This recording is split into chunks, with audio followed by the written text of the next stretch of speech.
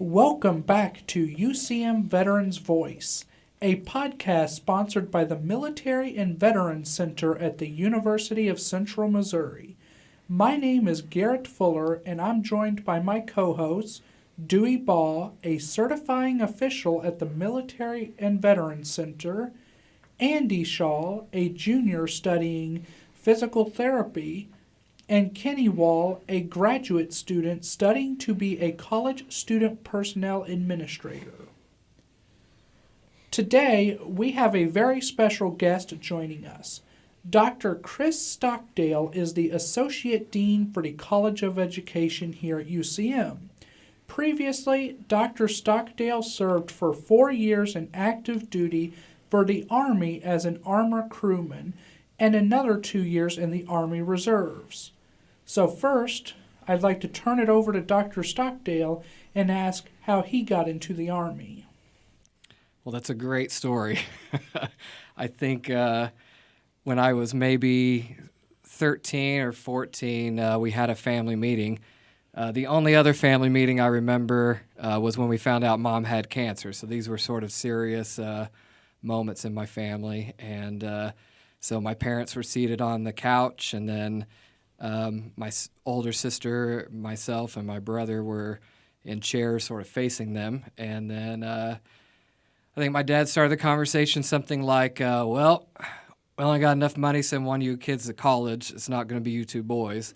So we need to know your plans, because we follow the 1830 rule in this house, which means when you turn 18, you got 30 days to get the hell out. They said, Christopher, what's your plan? And I said, Army? And he said, all right, I'm going to hold you to it. And then he said, Alvin, what's your plan? And he said, Army?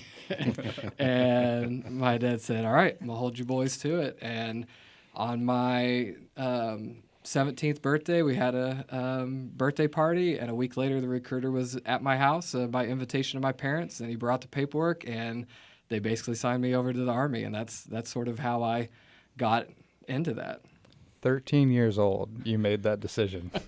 If you could call it a decision, I think I was following the Go Army commercials or whatever they were at the Be All You Can Be, so probably they do at the work, time. all right. And I saw that $40,000 for college, and I said, all right. I think intrinsically I knew that was my ticket out. I think that's one thing that I knew.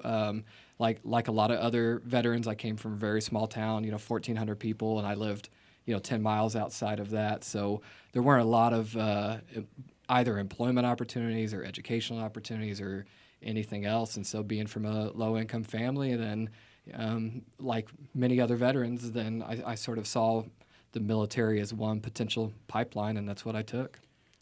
What year was this when you went in? I would have signed the paperwork in 97, but went into basic training in 98. Where did you grow up? I grew up in Vienna, Illinois. It's a small town in what I would call southernmost Illinois. So I like to tell people it's the Kentucky part of Illinois, in case they're confused and they're thinking of Springfield or something. But so that's where I grew up. A lot of rural farmland. My grandfather had a cattle ranch, but he had 12 kids, and since my dad wasn't the firstborn child, then the farm wasn't going to him, so there just weren't a lot of future options. So when you got into the Army, what was one of the first things you did? So can you tell us about what happened after you got recruited in? Sure. Well, I went to MEPS just like everybody else goes to, and do all the physical and that sort of thing, and then I'd already taken the ASVAB test so that they knew, my skill set, and then they kind of asked me about what job I wanted to do, and I said I've narrowed it down to the combat arms, which there's only about 4 of those in the Army, and I said I'm looking for the full college benefits, whatever is tied to that as well, and so. As he was kind of scrolling through the computer screen, I saw armor crewman. I didn't really even know what that was fully. And I was like, I'll do that, armor crewman. I think they were in alphabetical order, so I didn't really weigh all my options. And he was like, son, you don't want to do that. He said, I was a tanker. You don't want to be a tanker. And I was like, no, I really do. And he's like, don't you want to do something like with computer? He's like, you're a smart guy. You do something with computers or something when you get out, you can use that skill. I'm like, I just, yes, I was wanting to go into college, but and use the benefits for that. But at the same time, I didn't want to join the Army and then sit behind a desk. To me, that I felt like that wouldn't really be fully committing to it. And so I don't know that I had enough energy to be infantry, so I was maybe kind of ruling or staying away from that. But being a tanker did sound good to me, and so that's the path I set out on. You wanted to get the full Army experience, and being in a tank or around the tank is definitely the way to go. That's then, why right? they put it in those damn commercials. So, yeah, I think I probably couldn't have even really drawn like a tank, though. Like I had seen one momentarily, but this was, pre-Google, so it wasn't like I was really doing a lot of investigating. I just kind of signed the dotted line and then went to what I thought was basic training. Now, what's interesting is that tankers actually don't go through basic training. They go through a program called OSA, which is One Station Unit Training.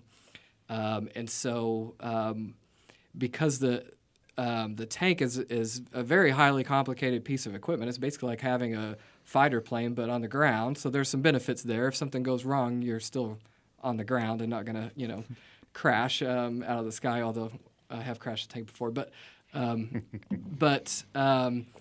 So what's really interesting about their quote-unquote basic training for tankers is day one, you learn how to tie your boots. And day two, you learn how to open the hatch of the driver's station. And so you, in concert with each other, you learn how to be a soldier and a tanker at the exact same time. And so by the time that in not just the 8-week basic training, but by the time, 16, 20 weeks or whatever it was is done, then you're fully skilled at both. The bad part is it means you never really get that sort of AIT thing of like, oh, now we don't have the drill sergeants breathing down our neck. Like we can just kind of chill and learn our skill because they were there the entire time. So did you still do marching and the type of drill and all of that? Or We did, but probably a lesser amount than everyone else. In fact, besides chaplains who don't carry a weapon at all, tankers are, at the time, it may have changed, but tankers are the only MOS that doesn't qualify in the M16.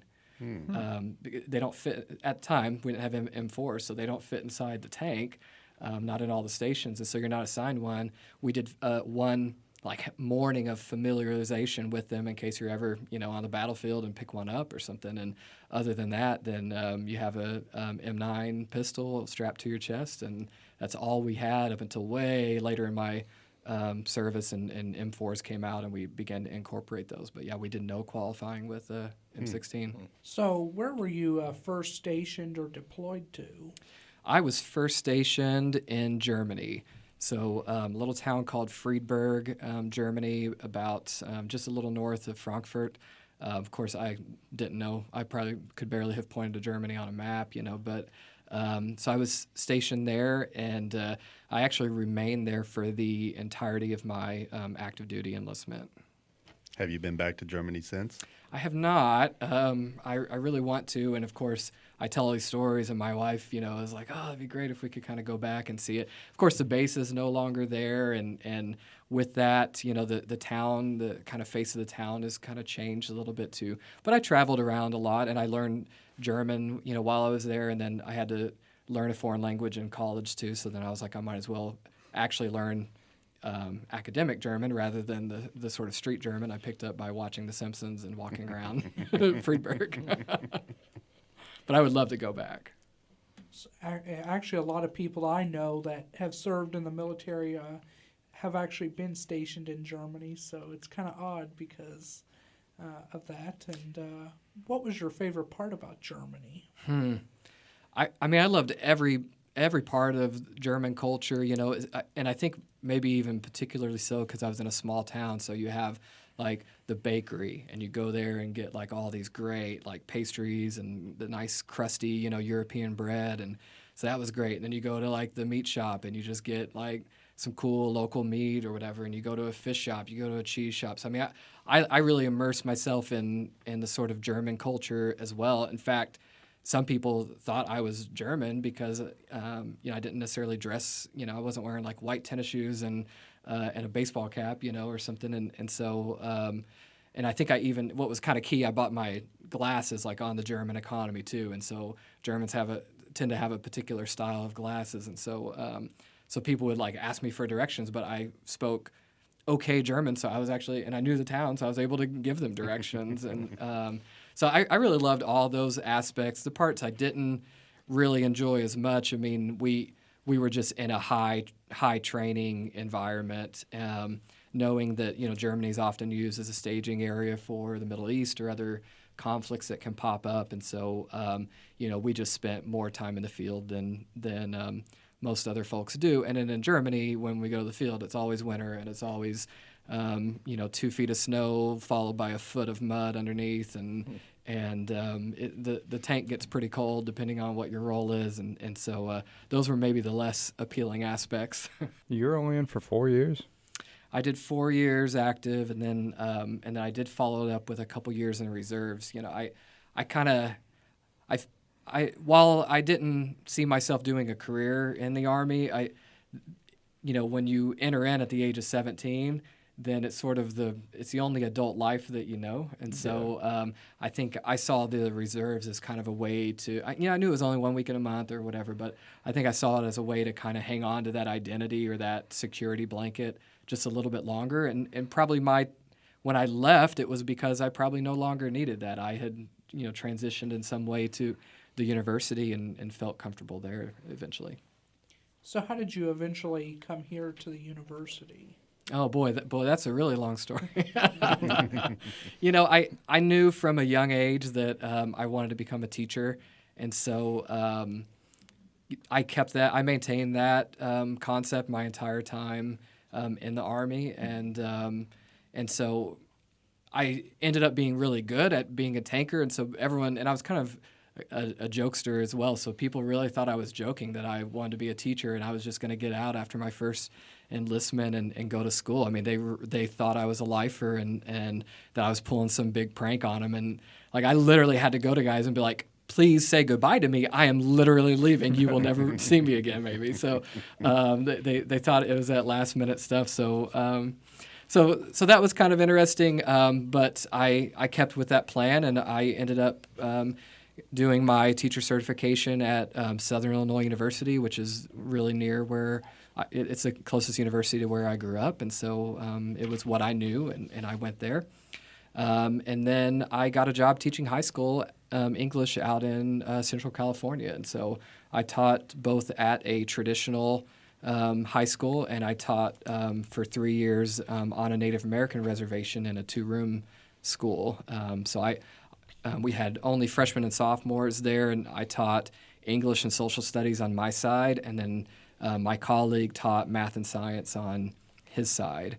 And so I did that, and then eventually I got admitted into grad school. I did my master's degree in English, and I started teaching teaching at the college level, and then I eventually realized that I couldn't do much more with a master's in English than what I could with a bachelor's in English, and so I think at some point I need to get the doctorate, and I just went right through and did that, and I was hired here at the University of Central Missouri basically at the same time that I finished my doctorate at University of South Dakota. Well, we can continue the conversation because I'm really interested in teaching at the reservation, actually. Okay. Yeah. And how was that, and what got you to there? I've actually thought of that.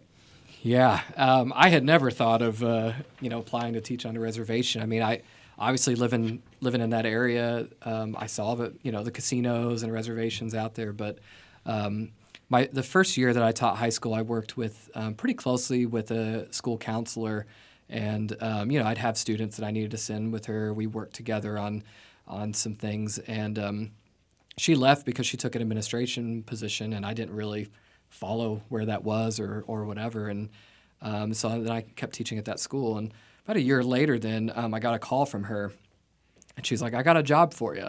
I'm like, "Well, I'm not really looking for a job." She's like, "Yeah, but," she's like, "I think you'd be perfect for this." And she said, so she started to describe the school and said, there have been a lot of challenges, a lot of teacher turnover. The students were like students anywhere, but they had obviously some challenges, in home life and economically and with behaviors and those sorts of things. And so she's like, they just really need somebody kind of different, She may use the word like quirky or something, And so she's like, I think you'd be perfect for it. So I went and interviewed, not really even. I was like, well, I'll at least hear them out and hear what they say. I mean, I was the only person they interviewed. They offered me the job 20 minutes into the interview. And I was like, I need to see it. I don't really have a good concept of what reservation life would be like, And so I went out and saw the school, and there was a teacher who I observed who was very ineffective. And, I mean, students were throwing paper wads and stuff all over the room. I mean, even with an administrator and a visitor in the room. I mean, so if that's what it was like with visitors, then you might imagine what it would be like otherwise. But well, that's crazy. That would turn most teachers away. What drew you to that? Yeah. Well, the facilities were beautiful. It was a very new looking building. I think it was very recently constructed within a year or two. And they'd already told me about all the supports, the community supports that were there. And so I think I realized that probably the only missing piece, or at least a critical missing piece, was a quality teacher. That's not, we don't do a great job even within a same building or a same district of matching up the best teachers with the students who are most in need. Typically, you're like, well, I've developed my skills, I've moved up in the ranks, I want to teach all honors-only classes. I don't want any of the bad kids. The new people can deal with that just like I dealt with that. We don't do a great job of that, and that's always been an area of passion for me, is to work with students who don't really fit the mold. Because when I was in school, I didn't really fit the mold either. I was in trouble a lot. And so I thought if I could get there, I think I could really do something meaningful. And so I took that chance, and it became one of the best experiences of my life, really. What I was doing, I was making a difference. Probably the most unique thing is we spent the entire day with the same students. I was coming from a high school with 7 periods a day, 35 students a class, over a 200 student load per semester. It's Thanksgiving before you've learned all their names. So yeah, you still find your couple students that you develop a great relationship with. They hang out in your class afterwards or whatever. But I mean, I ate lunch with these kids every day. They had their PE, which was our prep period as teachers. But as long as I was kind of caught up, I'm going to PE, right? I'll shoot hoops, I'll play football, I'll dodgeball, whatever we're doing that day. And so it was a very different model of schooling than what we all do. Our classroom rules were the Native American 10 Commandments on the wall. And that was the rules we operated on. And every morning I had what we called our Native American liaison. He would come to school about 8:04. School started at 8, and he'd say, "Who's not here?" And I'd be like, "Andy hasn't showed up." He's like, "I'll be back." And he'd come back. It may take him 20 minutes. It may take him 3 hours, but he would bring back Andy. And so those were the things that were great about it. It was just missing that quality instruction.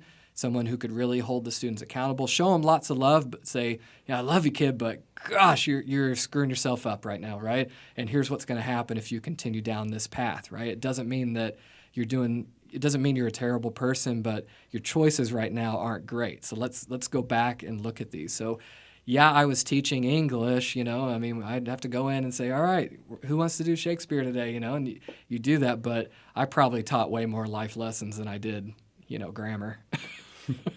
You were helping them succeed, right? Trying to, Right. and a lot of students did.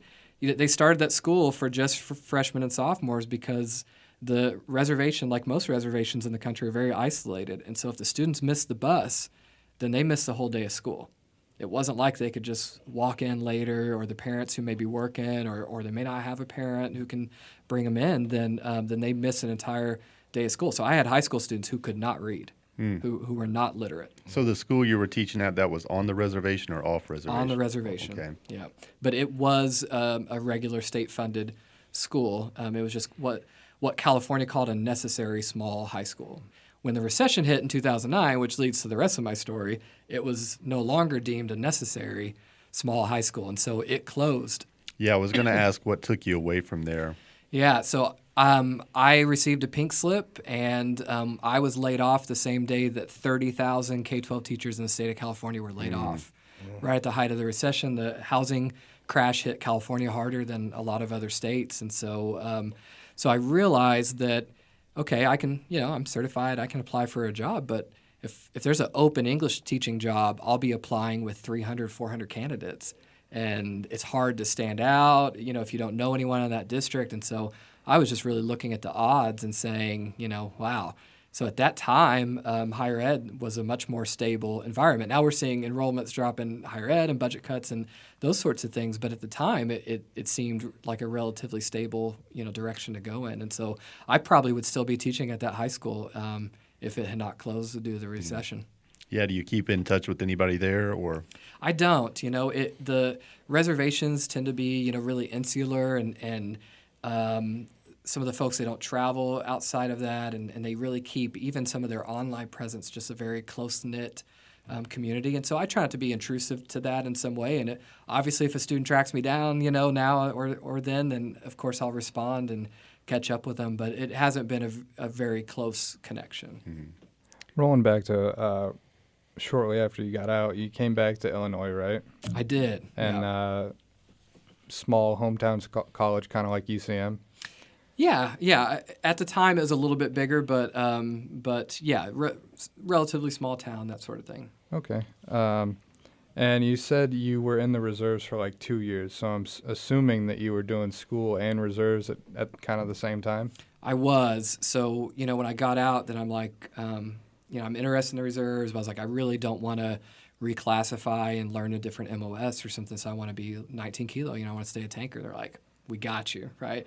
But we got a tanker battalion or platoon, I don't even know, nearby. I'm like, perfect. So I get there, they're like, welcome into the drill sergeant unit. And I'm like, come again? And I was like, I thought this was like 19 kilo. And they're like, yeah, we are 19 kilo, but this is a drill sergeant academy. And so on your 1 week in a month, you'll be going through drill sergeant school. And then on your 2 weeks a year, we're going to go out to basic training. We all remember that basic training company who had the reservist drill sergeants that just come through. And so every 2 weeks they had different drill sergeants, and that was me. Yeah. So you had some time as a drill sergeant then? I had time as a drill sergeant trainee, Mm-hmm. but we had to do all the things, including, there's a sort of the urban legend of the drill sergeants like yelling at a tree, but you have to memorize all these really long commands, and so you're just out there wandering around the quad, maybe landing on a tree and kind of memorizing them.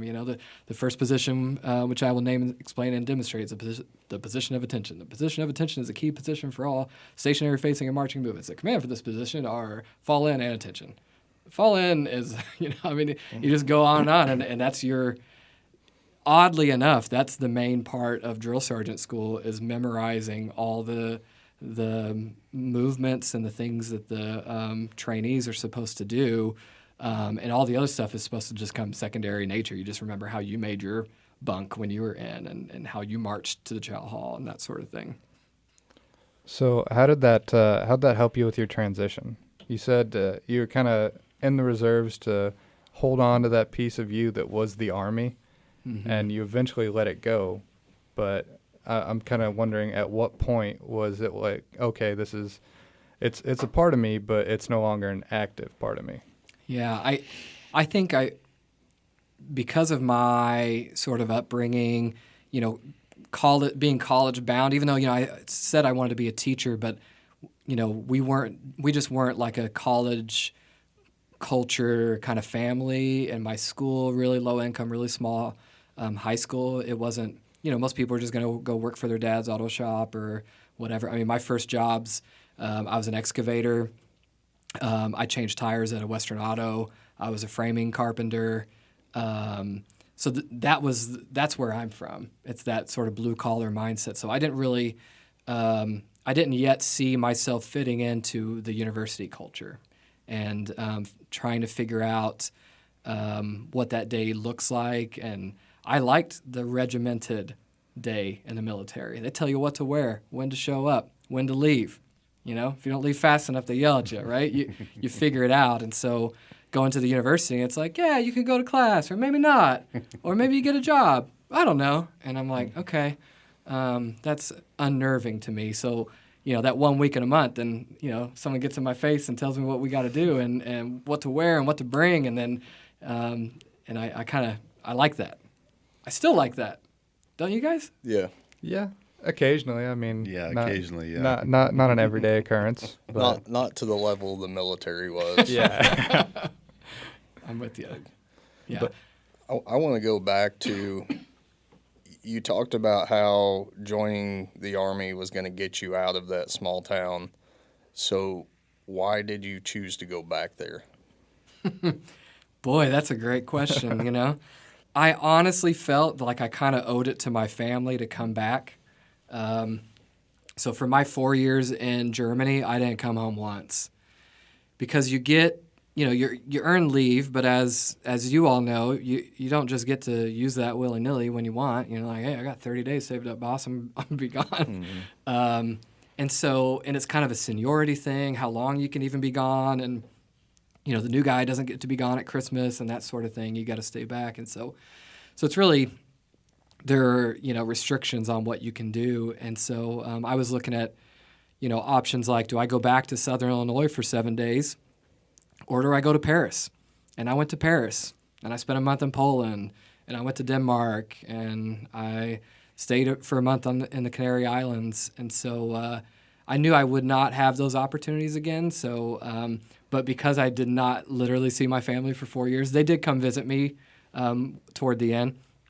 But because I didn't see them, then I was like, I think I can't just go to school in California. Like, I have to come home. Home. You had a little more thought about it than I did. Yeah, I did the reverse on my leave. I always came home, and I regretted it later. Like, Same. Yeah. I could have went to this place or that place, but Right. Well, you asked me if I'd ever been back, and the answer is no. And so Yeah. I'm glad I, you know, saw as much of it, as, you know, Luxembourg and whatever as I could while I was there. I just saved all mine so I could go on terminal leave like 3 months early. are you there, Garrett? Yes. So earlier you were talking about university and how you kind of hated that life. So what was kind of adjusting to that life where you don't have any regimen, you don't have a routine? What was that kind of like for you? I mean, honestly, I was pretty lost, you know. Yeah, you know, I went to college and I did not have, you know, we did have a military veterans center. It was really where you would just walk in to get some paperwork processed or something like that. I didn't really feel like I had a relationship with anyone. We didn't have even that office. I mean, it had 3 desks in a big open room, you know, maybe a couple waiting area seats. So it wasn't a place that you would go hang out. And so, you know, I got a part-time job and started working. And, you know, I built I'm kind of like Kenny, you know, like, what are the things I need to do and how quickly can I do these? And so I blocked out my calendar from 8 to noon and took all of my classes in the mornings. And I worked at a liquor store from like 4 p.m. to midnight, did a little bit of homework in between, came home, closed down the liquor store at midnight, came home. You usually can't go right to bed, but I knew I had to be in class at 8, and so you try to wind down as quickly as possible. And so really, I guess my sort of coping mechanism or transition plan was I filled my entire day. I did not have downtime. I don't think I would have known what to do with downtime. And then on the weekend, I'd have friends, you know, you wake up on Saturday morning and I'd have friends who say, hey, let's go to the gym. And you go to the gym. So sort of like PT all over again. And I filled that day. And you got to go grocery shopping at some time and whatever. And so I think that was really what I did is I just packed that schedule, you know. Yeah, you created your own structure and regiment. Which I still like to this day, you know. I still like having, even if it just involves me, you know, I want to wake up at roughly the same time and do the same sorts of activities, and it's probably a fault that I don't like having, you know, like I'm probably not as spontaneous as what I could be. So what eventually brought you here to the University of Central Missouri? Really, I graduated with a doctorate in education and curriculum instruction, which is about the most general thing you can do in education. That was on purpose, because don't forget, a few years before this, I was laid off in what I thought was a secure job. So I thought I want to be all things to all people, and so I was able to apply for a wide variety of positions, and so. And one of those I found was a department chair position here on campus for academic enrichment, and it had a lot of the things that I feel passionate about education, of working with students who may have had some challenges in the past, and then using, really effective teaching to try to get them up to speed, and so that's what brought me here, and I really enjoyed that position. So, you said you enjoyed helping those that kind of had trouble. And then I know you personally, so a lot of a bit of what you do here at the university is kind of helping the veterans transition into civilian or college life. What drew you to that over other problem areas? I would say. Yeah, it's a great question, Andy. For me, it's just natural. It's just what I do. Early on, I was introduced to Jeff Huffman, who was the former director of the Military Veterans Center. But Jeff Huffman kind of introduced me to some of the programming that they had, and really that was it. I really developed a friendship with him, and so I'd stop by the center, and then eventually you meet one veteran, and you meet another veteran, and eventually then I kind of realized that as odd as it might sound for not only a professor but also administrator on college at a college to sort of find a support network, but that's what I found. That my job can get stressful too, and I found our Veterans Center as a place where I can go in and just kind of, when I walk in, most of the time people don't call me Dr. Stockdale. They just say, "Hey, Chris, what's going on?" or Dr. Peanut. And so it's a comfortable atmosphere. There's a relationship building factor with veterans. As much as we differentiate ourselves from each other and say like, Marines and Air Force or whatever, but there is something that just uniquely unites us all. Like my wife has always said it, she's like, we go to this party and there'll be 60 people. She said, it takes you 20 minutes to be standing at the punch bowl with another veteran. Like, how'd you find that, And I'm like, it just happens, you have some shared experience. And so even though that shared experience is on a huge spectrum, but there's a foundation, though, that does carry through. Yeah, those experiences are very unique. Mm-hmm. It's not something that carries over to a lot of people who've not had that experience. Right. And it's different as you can still be otherwise. Like I brought up the example of Jeff Huffman, and I mean, we're polar opposites, politically and religiously and several other ways too, but this is one thing that's always grounded us together, and so it gives you an instant icebreaker because you find out someone's a veteran. You're like, what branch? Cool. Where were you stationed?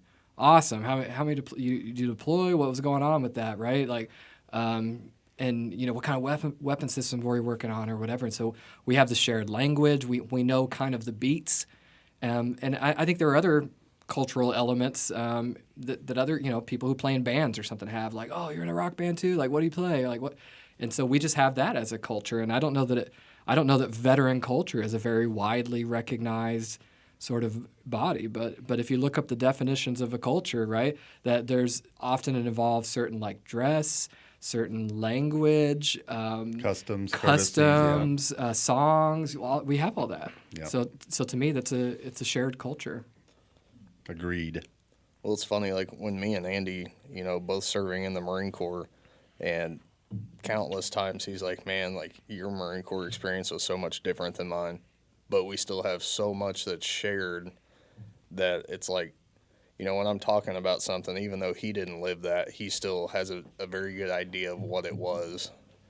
Mm-hmm. And you talk to somebody who's never served and they're just completely lost. They have no grasp on any of that. Right. And that's why I always tell people, because I do, just the nature of my sort of position on campus, then, people feel safe kind of asking me like, So, I just don't know how to talk to veterans or whatever. And, one of the biggest things I tell them is not to say thank you for your service. It is literally a conversation ender, right? That's the sentence that would come after a long paragraph, but they never say the paragraph, right? So blah, blah, blah, blah, all this great interaction. And at the very end, thank you for your service. So when people come up and then find out, it's Veterans Day, you're wearing a pin or whatever, and they're like, hey, Dr. Stockdale, or Chris, thank you for your service. It's like, that's great, but that's a conversation ender. And I think the things that I just talked about are how civilians can interact, right? To say, like, oh, you were in the military. Like, what branch? I assume U.S. military. What branch of service were you in? Wow, the Navy. Like, so were you on a boat? Okay. Like, what was that like? Like, what kind of things do people do? And I don't think any veteran would be uncomfortable answering those questions. But what are we? I still don't know. What are we supposed to say when someone says thank you for your service? Like, you're welcome. I agree. It's such an awkward thing. Like, it's like nails on a chalkboard. Thank you for your service, and you just like tip of the hat, like dance a little jig and walk on out. You are very welcome. Yeah, it's awkward. How do you answer that? And there was a time when I was kind of cynical, and I would be a little bit of a butthole about it, but I went past that. But I still definitely agree with what you're saying. Like, it just kind of ends things. So, well, okay, you're welcome, I guess. I don't know really what to say, but. Yeah. I think we all went through one of those phases where we're like, yeah, whatever. Yeah. But, my go-to is, well, thank you for your support. Just because, there's a lot of people in the country that wouldn't, don't like the military because of what they perceive that we do. So, not particularly in this part of the country, but, anytime someone says thank you for your service, my automatic go-to is thank you for your support because, there's still people out there doing what we did, sacrificing what we sacrificed. So, well, to an extent. Mm-hmm. But, yeah. That's a great line. I'll have to borrow that. We couldn't the saying goes, like, America doesn't need a Marine Corps. America wants a Marine Corps. No, they need it. Well, yeah. Did you all make up the saying before? We got together and we brainstormed. Andy just brought this up the other day, and I was like, no, they do. And he's like, well, why? What does the Marine Corps do that the Army can't do? I said, win battles. So America needs a Marine Corps. I don't care what anybody says. But, we couldn't do what we do if the entire country was against us. So, the fact that there are people out there that outwardly show support for us, I appreciate that. Yeah. And that's exactly why I always say thank you for your support, because it does mean a great deal to me, and it means even a bigger deal to more people out there. Yeah, I'll take thank you for your service rather than the big old F you, you baby killer. Yeah. So I'll take thank you for your service, even though it's an awkward conversation, I think, but it's better than someone calling me names. I think that's when people say it, I think that's all they're trying to say is like, hey, I support you. Yeah. I've got your back. I believe in what's going on, what you're doing. So it's a way to just say that with that one sentence. So. Which is great. It comes from a good place, but, I think that we can it may take us. I don't think as veterans we should wait around to tell other people how we want to be addressed. I think we see other populations in our country who are doing that right now and saying, here's historically how we've been treated and here's how we would like to be treated moving forward. And I think at some point we need to say that too and say we do appreciate the support.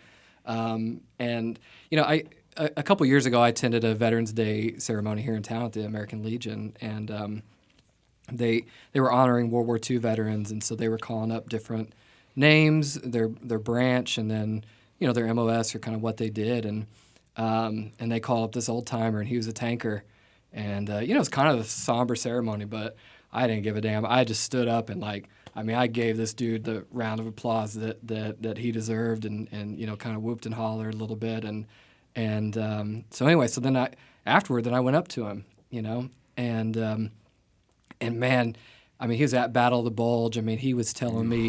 He was telling me like the stories, like what the stuff that's in the history books, that he lived as a tanker, which again was this cool shared. The tanks were different when I was in versus when he was in, but we had this kind of shared experience, and it was great. He talked for so long. I immediately went home and called my brother, who's he's a Army veteran as well, and I was telling him about this guy, and my brother kind of got quiet, after I finished telling my story, and he said, "That's what happens when you go 40 years without anyone asking you about your service."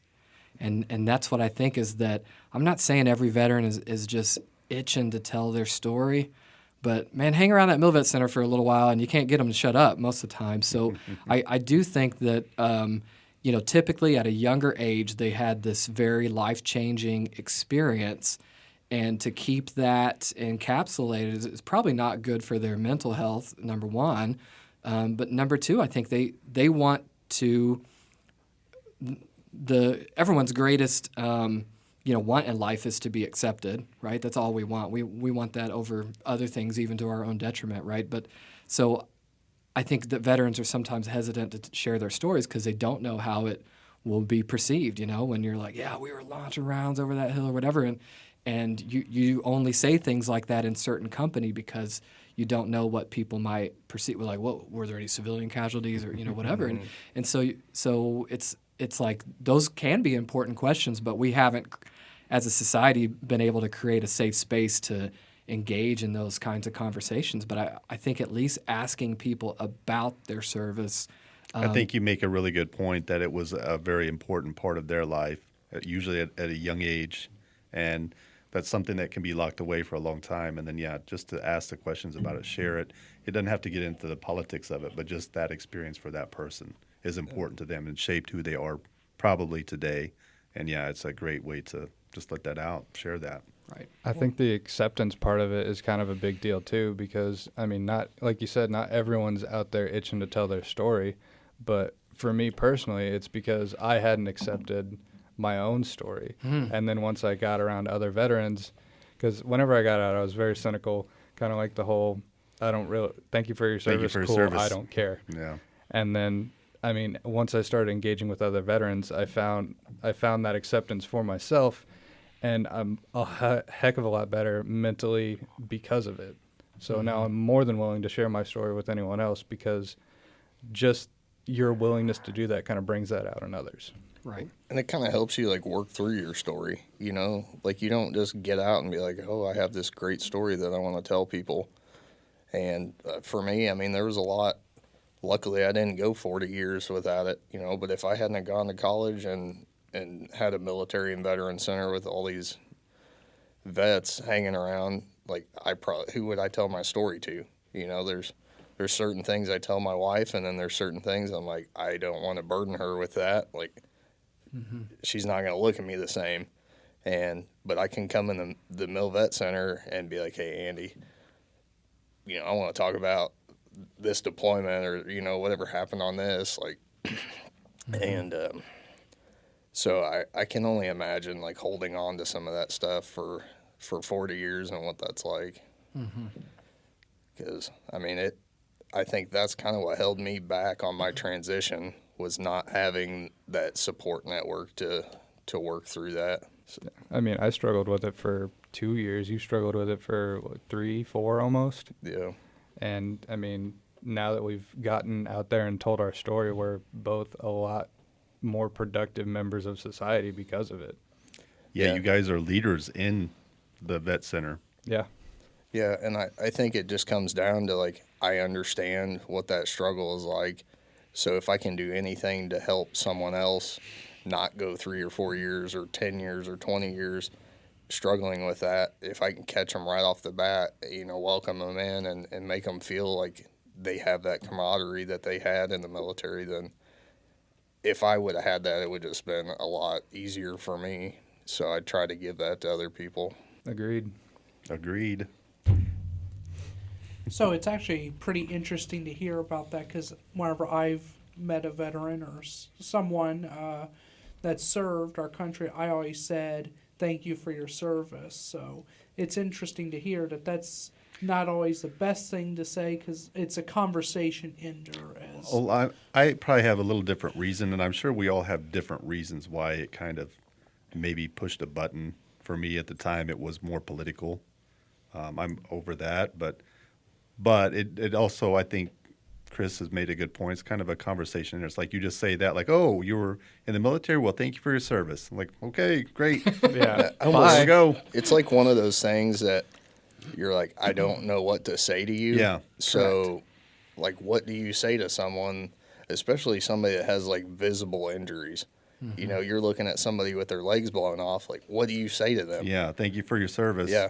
It seems a little trite, maybe. It's literally the equivalent of we're sorry for your loss. Yes. It's I don't want to ask anything because they're going to start breaking down crying, or they're going to bring up stuff that I'm uncomfortable with. Right. I don't want to engage. Really. And so, yeah, I think if we think of it that way, as that analogy, that it's the same thing that we have all said. We're so sorry for your loss, and we said that because we don't know how they might react to certain things. You know, if you say like, "Are you doing okay?" What if they're not doing okay?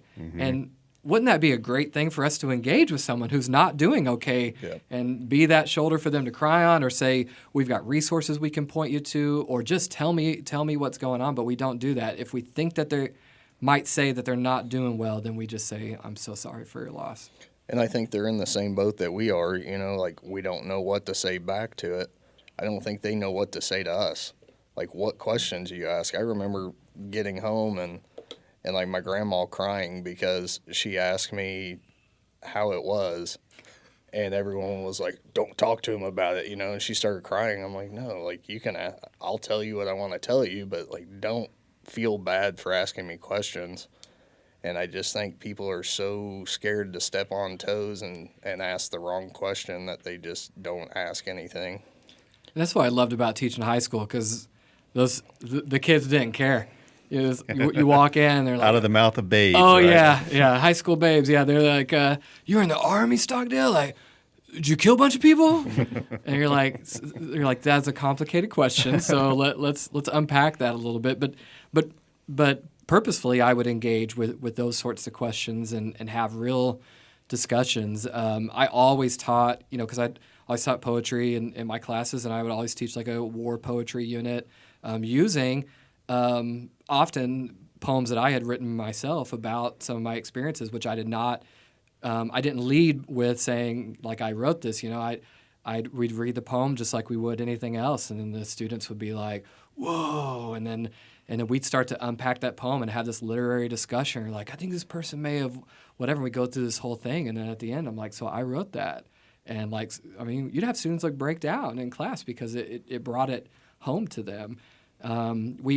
I was part of a team because I was assigned to our command unit when I was deployed, and we actually made sort of a mini documentary about our experience too. And I almost always showed that to the students as well, so that they could again see the human element, you know, that the news doesn't necessarily report of it's like, hey, here's some guys thrown into this crazy situation that they really couldn't have planned for themselves. Maybe like me, who didn't really feel they even had a choice to join the military. And we're going to hear firsthand from them about what they're experiencing. And, you know, other people who would have been born in my place and my family probably would have ended up in the same place I did, because those were the choices that I was knowledgeable of, that I felt that like I had. It wasn't. I think that's the other thing too, is that, you know, people are like, why would you want to be in the military? Why did you choose to be in the military? And maybe you all did. I don't know. But I've talked to a lot of veterans, and when you boil it down, because of some economics, other failed starts, or whatever else, very few of the veterans that I've talked with were really saying I had a free will decision, and out of every opportunity in life, I chose the military. Some people did, but that's the minority that I've talked to. I think after 9/11, you had a lot more people that joined for the more patriotic reasons. Absolutely. I went in at 97, so my reasons for going in were I was a little too friendly with Johnny Law, and Johnny Law said, you might ought to get out of town, so I did. Yeah. But to sum it up, Garrett, I would say that particular phrase strikes a different chord with just about everyone you say it to. So, I mean, it might not be the best thing to say, but I don't think it's necessarily something that you should fully avoid saying if you're trying to portray that you do in fact support the military forces, that it's not something you should actively avoid. But you should try to strike up a conversation with them and take it further, and then end on that note. Exactly. I mean, That'd if you're truly interested about their military service, not just kind of, hey, I appreciate what you did, which also isn't a bad thing. as like a passing statement, like if you're not trying to have a conversation with them. But yeah, if you're interested in what they actually did, then ask them about that. I would never lead with "thank you for your service." I would end with it, which I think is kind of what we've come to as a conclusion. Yeah. Absolutely. So it's interesting to hear about, your experiences of transitioning, like the kind of lack of structure, where you use transitioning back into civilian life, and also, all of you all talking about, the thank you for your service, and just wishing that people would actually expand upon that and actually make it into a conversation. What were some of the other difficulties you all experienced when you all were transitioning from military life to civilian life? For me, I mean, one of the other elements was that, especially as an education major and then as an English education major, I was the only male in almost all of my classes. And I had gone from combat arms, where at the time only males were allowed in combat, and even our medics were male. In my unit, every person was male. The only females I ever saw were maybe in serving food in the chow hall or something like that, civilian contractors or something. But so it was very different. I was trained as a leader in the military, and then to transition and to begin to try to be sort of a classroom leader and those sorts of things, but working with a population that I had almost not worked with at all for 4 years. I mean, I had to learn a few things and watch my language and be more attentive and interact interpersonally in a way that I had not before. I think the leadership thing is kind of one of the big things that a lot of people struggle with getting out, because in almost every single job in the military, you're thrown into a leadership position at some point. And that was actually one of the big things for me whenever I got out, because I was in charge of people and I ran a course. And then I got out and I had none of that. I had no one that I was in charge of. That sounds kind of conceited, but I didn't have anyone to look after. So I kind of lost my sense of purpose whenever I got out, because I didn't have that group of people that I was supposed to lead. So with that, I didn't really know where I should go or what I should do. But that kind of keeps you accountable, though. When you have someone looking to you, you can't just be like, oh, fuck it, I don't want to do this. You have to show up and you have to do that job. And then when you get out and there's no one looking up to you anymore, you're like, well, if I just want to stay in bed and drink a fifth today, then that's what I'm going to do. I don't have anyone to answer to. I don't have anyone looking up to me now.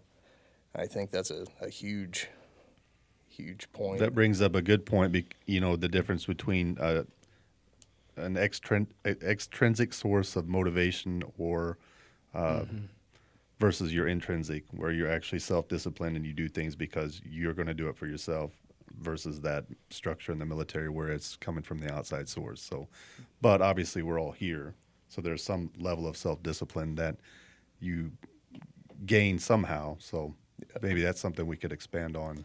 I mean, it just took me a while, though. I was in a really dark place, and it doesn't hit you for me personally. I was out. I'm like, hell yeah, this is awesome. I don't have to show up to formation at 6 in the morning. I'll be damned if I ever do a 30-mile hike again, which, I have 150-mile hike. But never say never, right? It's so much better when it's your choice. Yeah. But, so I get out, and then I'm like, oh, man, this is great. I got all this freedom. I get to do whatever the hell I want. And then all of a sudden it hits you, and you're like, shit, I'm not doing anything important. So then you start searching for something that has meaning.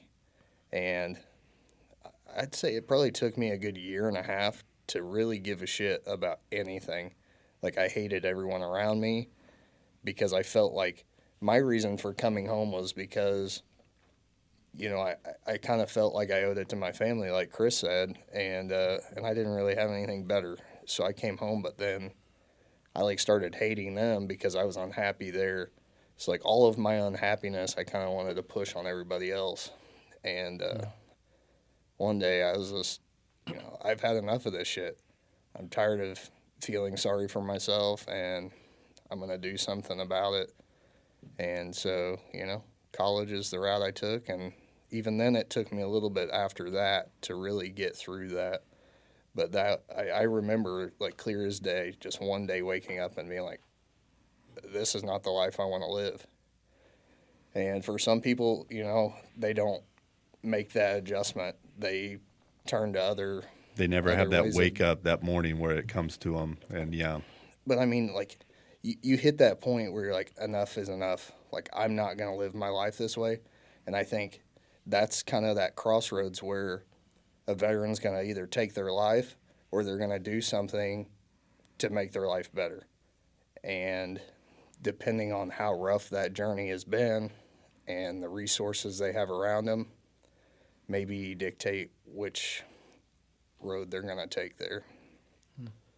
I would think, I would say that the overwhelming amount of extrinsic motivation in the military and just military life in general, the where to go, when to go, how to go type deal is so overwhelming for most of the people in that they kind of lose that intrinsic motivation.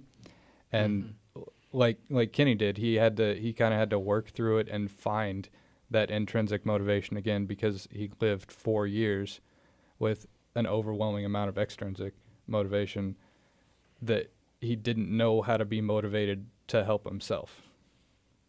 Yeah, you don't have to be motivated to get out of bed in the morning in the military. Yeah. They will get you out, Yeah. and you'll only make that mistake once. Yeah. But it's like you don't worry about yourself when you're in the military because you don't matter. Yeah. You know, like you do, but as far as the big picture of the military, like you're just a number.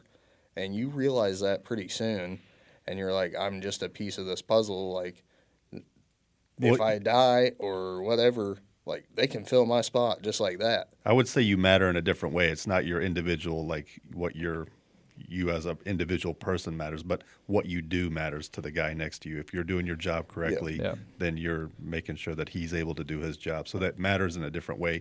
Like your analogy with the chain, you're a link in that chain. But if that link's not there, so. Well, and it comes back to that having those people that are depending on you. So then when you get out and you don't have that anymore, like either sort of motivation is not there. You're like, you know, I'm doing this because it matters. And if I'm not there, you know, they're going to suffer because they have to pick up my slack or whatever, which is the same in a civilian job, but They it's don't not care as much. Yeah, it's not as pertinent. It's not life and death. Well, I think in the military, for the most part, too, there's, you know, you live with the expectation that everyone will do their job and they will do it to a certain standard. And I think that's a shocking thing when people get out of the military. And even for college students, and they're like, all right, you got to read the next chapter and turn in the homework. And then that veteran goes to class the next time and then sits up front, got the homework out, and then is shocked to find that 2/3 of the people didn't do anything. Yeah, and then they like push the deadline back a week. Yeah, because for everyone that didn't do everybody it. couldn't do it. You're like, man, I stayed up all night doing that shit. And that will drive a veteran crazy. Yeah. The first time you were assigned to group work and Oh, you got God. stuck in a group with a couple of people that are like, yeah, you're like, what in the world is going on? Yeah, so I just was get like, out of the group. I'll then. just do it myself. Yes. I'll put your guys' name on it. Yep. Is everybody cool with that? And I mean, they are. So Of course they when are. I hear group project, it just means a little bit more work for me to do the whole thing. It was But I torture. don't have to communicate with them, and life Of goes all my on. undergrad experiences, that was by far the worst, was when we got put into groups to do group work. I hated it. I still hate it in Yeah. graduate school. I think a lot of college students, even people that weren't in the military, hate Yeah. It's still, yeah. You always get those people, don't you, Garrett? Yeah. It's because you have to communicate, and nobody likes to do that. Yeah. Yeah, or sometimes the opposite can be the jockeying for the leadership position. There's that one Yeah. person that wants to be the leader, but they're not quite capable, or they come off as overbearing, and it just turns everybody off. Then they don't want to do anything. So there's that situation too. Or you have the opposite where they don't want to do anything. So it's complicated, for sure. Always.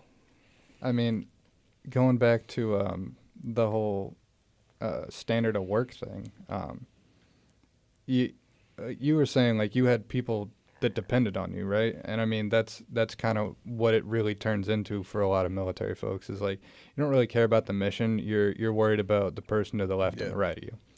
And that just being in that environment for so long creates a strong sense of camaraderie that you lose as soon as you leave that duty station, as soon as you get out.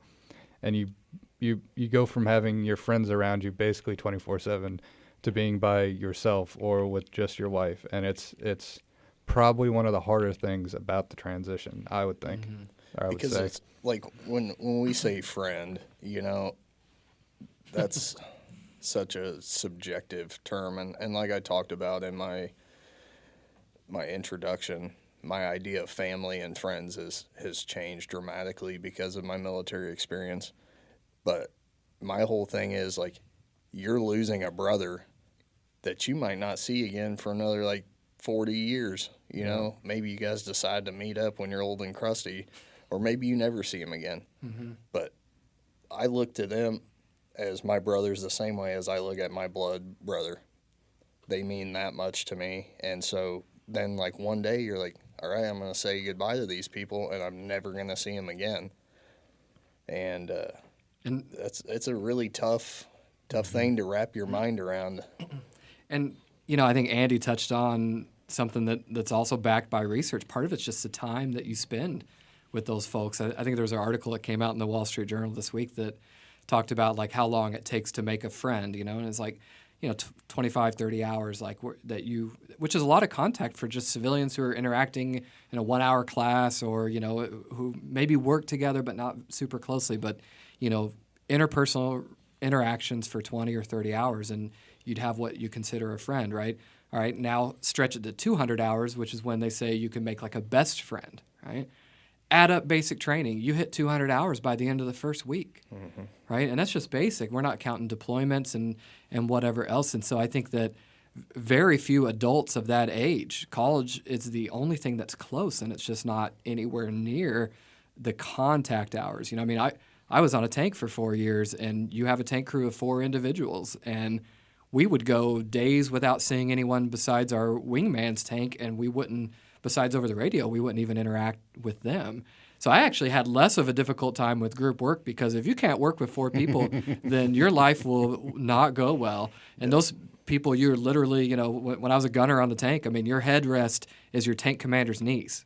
So you have to be in a very close personal relationship with those folks, and you're not going to find 4 people that you agree on everything with and all of that. But you also don't have that, you know, if you're in an infantry platoon or something, you're like, all right, screw these guys. I'm going to walk over here for a while and hang out with them. But you don't have that. That's all you have. And so to go from that to, like Andy said, the civilian interactions, which aren't, you don't have that same contact time. Better yet, the other things that drive people together, like, you know, really challenging circumstances or staying I was around going rain. to point on the shared traumatic experiences, Yeah. which you get in the military. Even basic training is a traumatic experience. Absolutely. And so those people you go through with, that's a shared experience that you're going to take with you for the rest of your life, and it builds a bond that you don't get elsewhere. Well, I mean, the whole like misery breeds company, you know, it's a term thrown around a lot when you're in the field. But man, it couldn't be any closer to the truth. Yeah, to go through the hardships together and see how you get through it together. Because there's times when I would be down and my buddy would pick me up, and there'd be times when he was down, I'd pick him up. You know, and going through that over, you kind of see the cycles. And there's days you're going in like, man, I don't want to do this, but I'm going to be strong for my group, my. So. And I mean, we all have those friends that you might not have talked to in a year, but if you show up on their doorstep, they're going to be like, hey, what's up? Get in here, get some food. You know, the whole, like, you're not going to be an intrusion. They're going to be happy to see you because they've gained that brother back. Going from the transition, it's time to transition into some myth busting. Hey. There are a lot of military myths, some true and some that are completely false, regarding the military and life in the military. Recently, we asked some people what myths they have heard and would like to see confirmed or busted.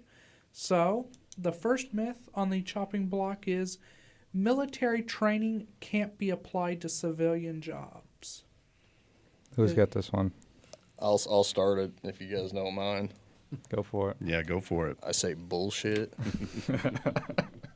Which, by the way, I'm like the only one cussing, and we worked hard to get that approved. So if you guys could help me out a little bit. I think it's not so much the military training that applies, it's how you word that training. You have to be able to sell it in a different environment. So there's a lot of things that I got from the infantry, you know, like, and I'll joke and be like, well, you know, I was a trigger puller, and that applies to nothing in the civilian world whatsoever. So I'm basically starting over. But it gives you so many valuable life skills that really set you apart from, you know, your new peers in the civilian world. I know we touched on leadership being one of them, communication. That communication style has got to be tweaked a little bit, but you know how to communicate with people in the most stressful environment possible. Like, if I can have a conversation without moving my mouth in a firefight, like, you know, I can have a conversation with somebody in a factory when it's loud and it's hard to hear.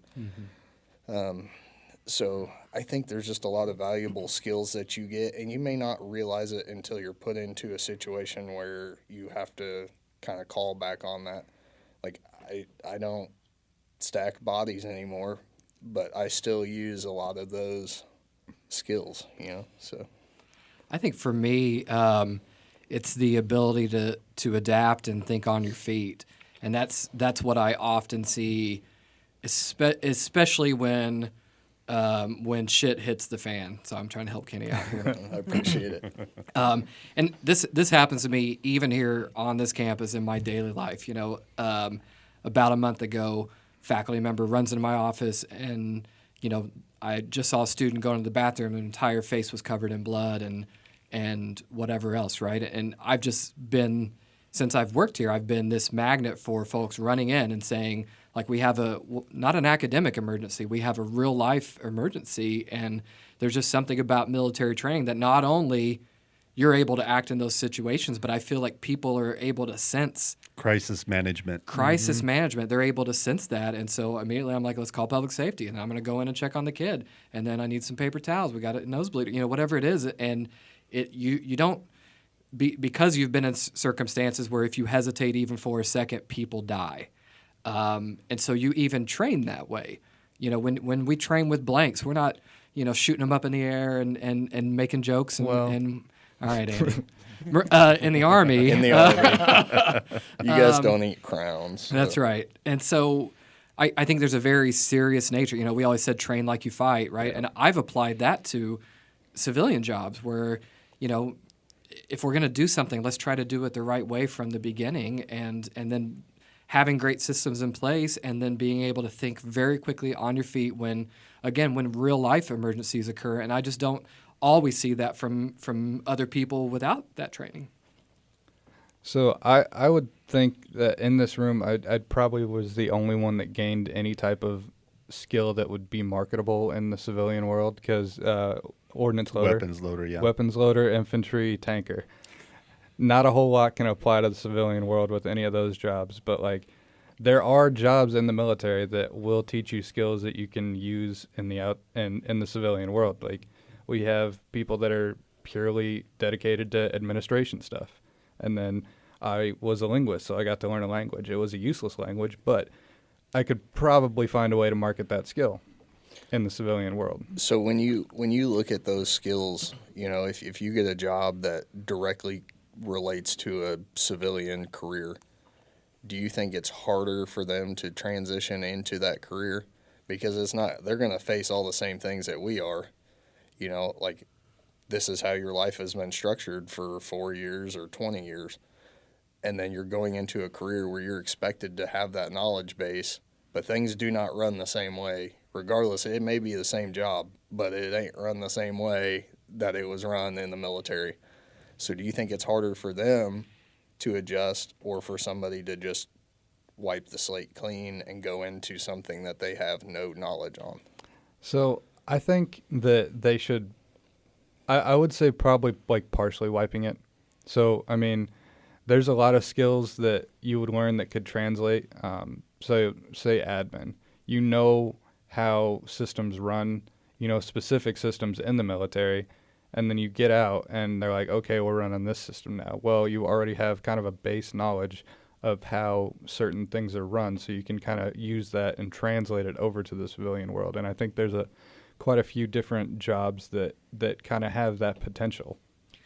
I think it also presupposes that person wants to continue in that profession. And I think there are a lot of entities, state and federal right now, that are looking at, like, how can we create these smoother pipelines between military occupation specialties and civilian employment. And we're just assuming that they all want to continue in that same job. So you were an accountant in the Air Force for 14 years, so you should want to be an accountant in the civilian world. They're like, no, I want to be an art teacher. Yeah. There's right? a reason why they got out. Yeah. Like it might look a little different if they retired, but you're like, man, I did like 4 years or 10 years or whatever doing that. I'm never going to do that again. So for me, I think there's two ways to answer this, and I think maybe this is what the myth was trying to get at. So Andy hit on it earlier. So Chris, Kenny, and I have skills that don't translate into the real world that we got in the military, but we also have soft skills that do translate. So communication, organization, self-discipline, time management, that's all in the military base, regardless of what you did. But then, yeah, our jobs maybe don't translate. So I guess that myth is kind of It's how you want to look plausible. at it. It just Yeah. depends on how specific you want to be Right. with those job skills. You never know, United might start loading chaff and flare on their aircraft, and I can pick it right back up. There you go. So it's plausible. It depends on what you How you want to look at it, yeah. Because I think we touched on this earlier. Everyone that goes to the military is going to have to, at one time or another, have leadership. That's kind of so that translates into any job or whatever you do outside. So, but yeah, the actual skills that the MOS or the job that you learn, maybe you could make an argument for both sides. And a lot of those leadership skills and a lot of those soft skills that you learn in the military, those are in high demand out in the workforce. Absolutely. Exactly, yeah.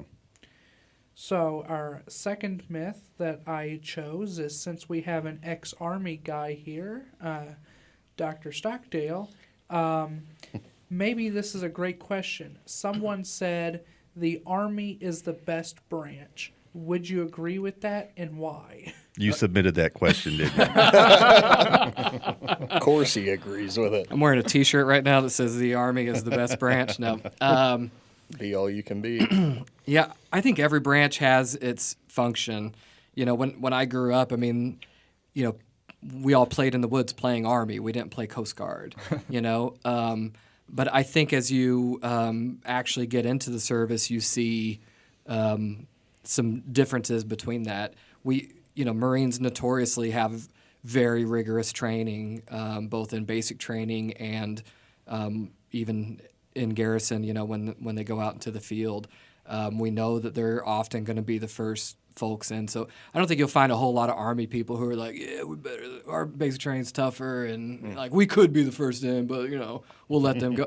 I think everyone knows, like, nah, that's what the Marines do, and for being a tanker, we do not enter the arena without air superiority. So and we've got some A-10s, and I've worked with some A-10s who've saved our asses on many occasions, but we know the Air Force is going to establish that.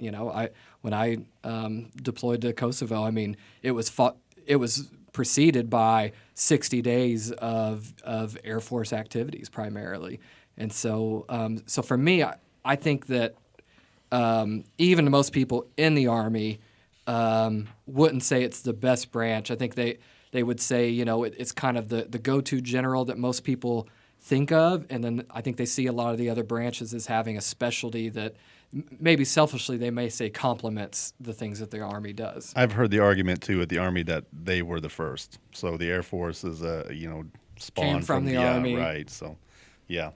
And also best is a vague word. What do you mean by best? Strategically or the mission's all going to matter. So if we're talking about uniforms, Marine Corps got it hands down.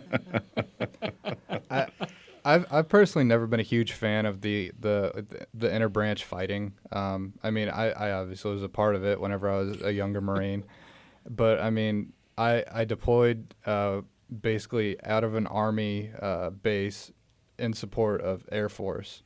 So, I mean, I think the whole, oh, we're better than you is all kind of bullshit, because at the end of the day, it's all one team, one fight, and no one branch could win a war by themselves. It's one of those situations where it's like, they're my brother and I get a pick on them, but nobody else does. Exactly. So you have pride in the branch that you served in. Like, I didn't choose to join the Marine Corps because I heard it was the easiest branch, or, the Marine Corps is cool, but the Army is so much better. Then why did you join the Marine Corps? So, you got to make yourself look good, I always kind of took it as friendly banter between the branches, but some people take it seriously, and I think that's kind of detrimental to the whole like camaraderie between the branches. yeah. Well, when the Marines would come to our Air Force bases, it was typically they were, okay, who wants to fight? Yeah, well, that's I would other, just so. I would just get them drunk, and then it would all be good. They would end up fighting each other. Yeah. Yeah. Feed us booze and crowns. We'll be nice to you. But it's no different than like sports teams. Yeah. My team is better than your team. And again, the word best is like, what do you mean by that? So It's subjective. it Yeah, is, exactly. Yeah. But to answer your question, the Marine Corps is So basically, that one, I guess we can all agree that's kind of busted. Yeah. Yeah. so. I think it's friendly. There's actually a great meme, Garrett, that I don't know if we pointed out to you over in the vet center. It's a picture of the 4 branches. So on the first one, they're doing pull-ups. The Marine, he's buff. He's ripped up there. He's got that pull-up down. The Navy guy, he's doing it pretty good. Army guy's struggling a little bit. And then the last one's the Air Force, and it's actually a box of pull-ups, the diapers. I do love that one. That's funny.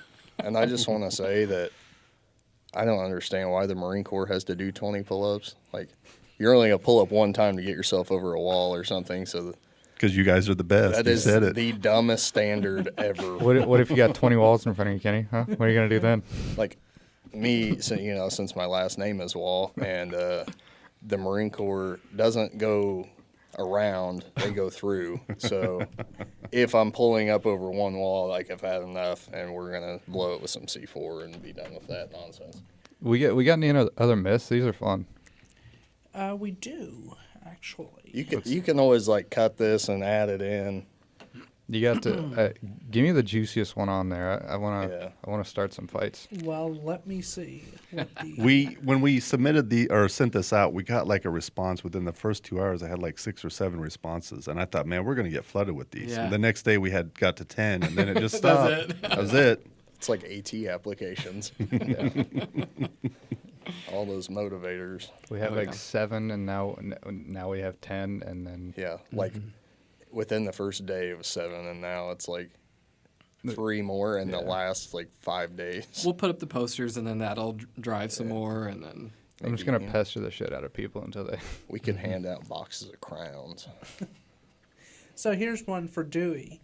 Darian said the Air Force is the easiest branch of the military, so kind of going with the last one, would you say that one's busted as well? Again, that's what do you mean by easiest? And the argument I always heard was that our boot camp was, because we did have the shorter boot camp, and I had a female TI, but I'll tell you what, I wouldn't mess with her ever. So easiest, it goes back to the camaraderie too. Like, we're all in it, everybody's in the same fight. So, but if I had to do all over again, I would probably choose the Air Force because it was pretty convenient, pretty easy. convenient. You actually got to go to school while you were in. Yeah. And we don't do that. yeah, the Marine Corps is like, what is this request to go to school? Are you kidding me? Yeah. Like, you're to qualify that though, by the time I started taking classes, I had been in about 6 years. So, and I was deployed to Korea, and there wasn't anything else to do over there except for get in trouble. yeah. And I was past that phase. So, I mean, like I said, I had all Air Force leadership on my deployment, and I mean, they were awesome. I loved them. Like, they weren't as strict as the Marine Corps leadership was, but they were still very much mission oriented, and like they didn't care about the particulars. They just cared that the job was done well and done right. Yeah, I always heard a term, we were outcome oriented, meaning that we didn't need the pretense of sometimes the military machismo, where we just wanted to get the job done, and whatever that took to get it done, we did it. So, and I really came back from the deployment with that mentality. So the whole like rigmarole of the Marine Corps was just retarded to me, and I just couldn't get back into the Marine Corps mindset, because I mean, if we're not doing anything at 10 o'clock, I'm gonna leave. yeah. So I still carry that with me to this day. And the Air Force was like that. Like, if you got what you need to get done today, see ya. Be on the golf course later. We had golf courses on our bases too. yeah, See, we'd be done by like noon and not get off work till 5. yep. Yeah, Because because Gunny was like, the "Nah." military is there to punish you. Yeah, Yeah. yeah. But see, I think there's something to that. You know, with the Marine Corps and the Army being combat oriented, keeping us pissed off makes us more effective fighters. They're like, all right, we're going to war tomorrow. Like, cool. Finally. I'm just going to recall you keeping me at work for 6 hours unnecessarily yesterday, and I'm going to stick it to the enemy. So, Yeah. That's a good hypothesis. I like that. Sky said that the military gets really good free health care. Is that true or is that not true? Silence. Who wants, we get free again, health care. again, these words, really good is that's a key phrase there. So I'll jump in here. You know, so the Department of Veterans Affairs does have a, what would be called a fairly robust healthcare system. A lot of veterans who get out don't think that they qualify. They think that, I'm not disabled, so I don't qualify, or I'm not a combat veteran, so I don't qualify. None of which is true. And so, sure, there's just like any healthcare system, there's a lot of variety of where you go and who you see and individual doctors and treatment methods. And there are some federal regulations that maybe private hospitals don't have to follow. And so you might be subject to some of those things. But I can't tell you how many colleagues I work with that the only reason they still work is because of healthcare. And so, so as much as veterans I do too. We all, poke fun at the VA and complain about, how long it took them to see you or those sorts of things. But assuming that there aren't major changes, and there could be, right? But assuming there aren't major changes to the system as it exists now, it's a really comfortable feeling to know that I won't have to work, until I'm whatever age, if it's only for the purpose of healthcare when I am in that system. agree to that. Yeah. So, I mean, are we talking about veteran health care, or are we talking about military health care? Let's combine them, and let's 'Cause, let's remove the word really good, and then I think we would probably say yes, we do receive health care. Yeah. We Because receive, that was the approach I was taking, as like actually being in the military, change your socks, here's some Motrin. That was the answer for Motrin, yes, everything. everything. Like, I have to give it to the VA. They care a little bit more than Corpsman did. we get military grade healthcare is what we get, which Is to that us mil-spec healthcare? yeah, which to us means something completely different than it would to a civilian. Because you guys have seen that meme, like, oh, this is military grade, and the veteran is like, oh wow, and then the vet's like, oh god. Yeah. So I guess I'll give a quick story, like one of my stories with healthcare. So in Korea, I hurt my back pretty good. It was weird. I knew something was wrong because I'd never experienced anything like this. I was getting numbness in my feet, my legs, my groin area. I kept going back, kept getting Motrin. Said, sleep it off, you'll be all right. After about 3 weeks, what I realized was that each time I had went before, I was getting a nurse practitioner, and all they could do was give me Motrin. So that's what they did. Finally, after my 4th or 5th visit, and saying, hey, this is not right. I'm not, this is not me. I'm not malingering. There was something going on. It was a real doctor. He checked me out. I was like, yeah, I see the spaz going on. So like muscle spasms and nerve issues. And But that lead up to it was kind of had me very frustrated. Let's put it that way. So my final visit with Dr. Hanley, I remember him to this day. Good guy, major. He took care of me. He's like, yeah, this is a real deal. We need to get you taken care of. But it took some time. So I think I try to remind military people, too, that it's socialized medicine in the military is what you're dealing with. So you're going to get good and bad. But you always got it. It's always there. But you may not get what you always want. And the same thing happens in the civilian world, too. But the plus side is you're not footing the bill. Right. Yeah, I didn't worry about that. I just was going back trying to get the issue solved for me at this time. I mean, as far as free healthcare goes, I would say it's pretty solid. You get what you pay for. I mean, it's free. Like, you hear the phrase, nothing is free. It's free. And the other thing to think of, too, if the guy is a doctor and, could get out, he's going to make 3, 4, 5, 10 times as much what he's going to make while he's in. So that's something to think of, too. How can they retain people in the military to do those professions that are so lucrative outside of the military? So that was a big problem in my field. Not mine. Mine either. Mine either.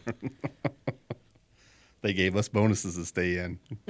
They tried that, but I mean, if you could go out and contract, make 6 figures first year. So what are you going to do? That's any contracting job, though. Go drive a truck and do that. Oh, yeah. I mean, I'll never forget, like, my entire peer group. There's like 150 of us from the battalion in there, and they're like, all right, we're offering you guys $1,000 signing bonus. Like, nope, 4 years was enough, thanks. Well, why isn't anybody re-enlisting? Because $1,000 isn't worth it. Sideshow Bob said military dependents are brats. Oh. So I'm assuming we're talking about children here. The dependents, yes. What? Because the military spouses have a whole nother nickname assigned to them. I think we should really call into question the legitimacy of Sideshow Bob. He sounds like an upstanding fellow to me. But, I mean, we deal with a lot of dependents in the center, and I don't think any of them are brats or entitled by any means. And I know that nickname is like assigned to them. Yeah. So It's kind of a term of endearment. It's not meant in a bad way. I never intended it in a bad way. I call my wife a dependent all the time. She loves it. But I do think there are, when you look at K-12 systems and military assignments, I mean, there are challenges, when you have one or both parents who are gone for large portions of the year on deployment. I mean, if they were long-haul truckers and gone for that amount of time, there might be, behaviors that sort of escalate in the home environment that work their way into the school environment too. And so I do think there are some unique challenges, not to mention, we probably all knew a kid in school when we went to school that had moved around a bunch, right? Yeah, I was going to say so that. every military kid has moved around a bunch, and mom or dad is gone all the time, and financial stuff may have been up and down, and when you're moving, and the spouse loses employment when you move from one place to another. So I can see, I agree with Dewey that it can be a term of endearment, but I also do think that historically, dependent children of military families have been known to have some, issues when they're going through the school system. Well, another thing that I wanted to point out is, especially if it's like a time of war and your parent is serving on the front line, there is always that worry of, will they come home? A lot of stress on that kid or kids. And that can do a lot of spouse. mental Absolutely. damage. I mean, anxiety and stuff. Yeah, that's a good point. That we've talked about our experiences, but the dependents are going through a lot of these similar things too, in a different way, because either they're a part of the move and they're constantly packing up and going somewhere new, having to make all these new relationships, meet friends, and then could be pulled right up the next year and gone. But I don't think it's just a time of war thing either.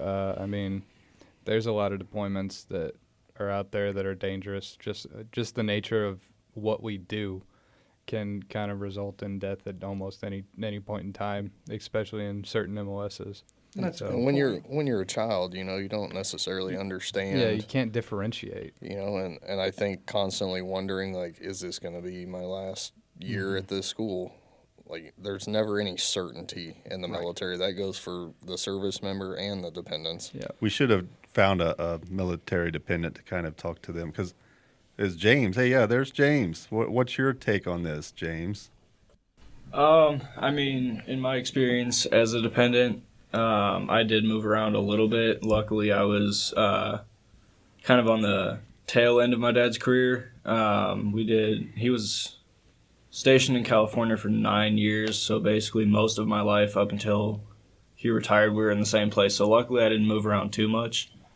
But I think it is a different experience being a dependent of someone that's in the military. Because you see kind of all the myths that are talked about, you kind of hear and see a little bit of it that your peers in school, like you guys were talking about, you kind of see some of it. So you get, kind of teased or asked about it, but you don't really know the answers, especially when you are just in like grade school and stuff. So that was kind of my experience with it, but not too much crazy from my side. Did you ever, like, feel like you were kind of on the outside of those groups? Like you didn't really belong with them? In a way, I would say so. I wouldn't say it was too much of an outsider experience, but you do kind of stand out to your peer or from your peers because, like I was saying, they don't really get to experience the things that you experience. A lot of people I know, like in high school, all of my friends and stuff had been together the entire 13 years from kindergarten up, and I had moved around a couple times before that, so I had to make new friends, and it was a way to kind of stand out, even though it wasn't something you really wanted to do. So yeah, you could be an outsider a lot of the time. Yeah, I was going to bring that up. So my experience, went to the same grade school until 6th grade, and then we moved. But, I had that whole peer group, whereas a lot of dependents are going to move 2 or 3 times maybe, and that has an effect and changes your outlook. And Well, when you're with a group of kids, that age, and their biggest worry is what movie they're going to go see Friday night, yeah, and you've experienced, it's the same as a veteran. Like the stressors that we've gone through are way different than some that like our 18, 19-year-old college peers have gone through. So it's kind of the same for the dependents. yeah. That's a good question, Sideshow Bob. Okay, well, I think that pretty much wraps it up. Thanks for listening to the UCM Veterans Voice podcast. I would like to give a really special thanks to Dr. Stockdale for taking time out of his busy schedule. Yes, thank you, sir. Visit with us. And tune back in next time for some more exciting discussion on whatever topic we choose for next time. Hell yeah. Did you know the UCM Veterans Voice is online? Like us at UCM Veterans Voice on Facebook or follow us on Twitter at CM Veterans Voice. Know you at the beginning on Twitter. Also, don't forget to tune back in for our next episode on Wednesday, March 25th. And as always, thanks for listening.